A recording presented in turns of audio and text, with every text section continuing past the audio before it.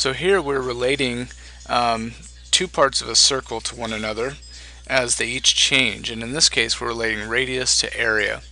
Now radius, the unit for radius, is a one-dimensional unit. It's like centimeters to the first power. It's a length.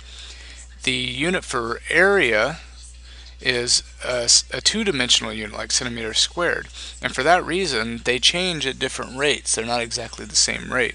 So that's what this problem is going to illustrate. So what I'll start with is our generic picture, right? At some moment in time after the circle has begun growing. So here's our circle, and what we know about the circle is that the radius is changing, so I'll label that with R, and the area is changing, so I'll label that with A. And so those are both changing with respect to time, so they're functions of time. Now I need a formula relating those two things, and of course the area of a circle is area equals pi times the radius squared. Well, this equation is pretty useful, but in this problem I have rates of change mentioned.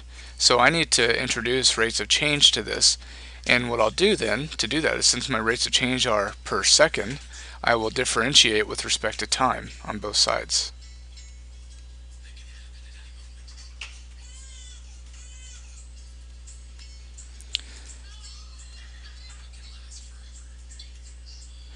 And so on the left side, the derivative of a with respect to time is simply dA dt. Now notice a is not a constant, a is changing, so that's why it's dA dt. If a were a constant, this would just be 0. On the right side, pi is a constant, so I'll just leave it here.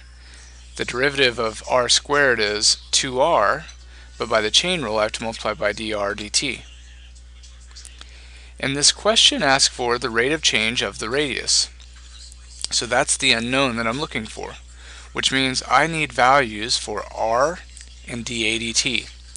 So that's when I come over here and I look at a specific moment, because I want to know the dr dt at this specific moment, and that specific moment is when the area is increasing at 2 square centimeters per second.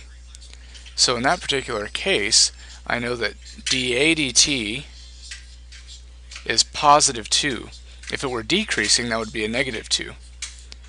I also want to point out that all my units here align. All my distances are measured in centimeters,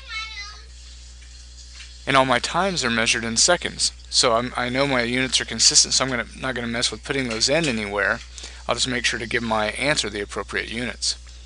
So dA dt is 2, and r, well, at the specific moment in time, find the rate of change when the radius is 5 centimeters. So r is 5.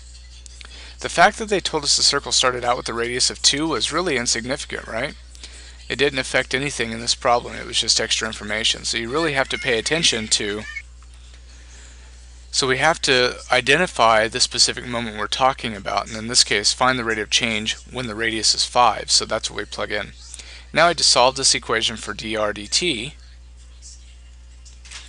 When I multiply 5 times 2, I get 10 times pi is 10 pi, and this is 2. So I'm going to divide 2 by 10 pi, and I get a number, and it looks like we get approximately 0.06366, and that would be the rate of change of the radius. Radius is measured in centimeters, and time is measured in seconds. So that's how fast the radius is increasing. That's a positive number. So the radius is increasing at this rate when the radius is 5 centimeters and the rate of change of the area is 2 square centimeters per second.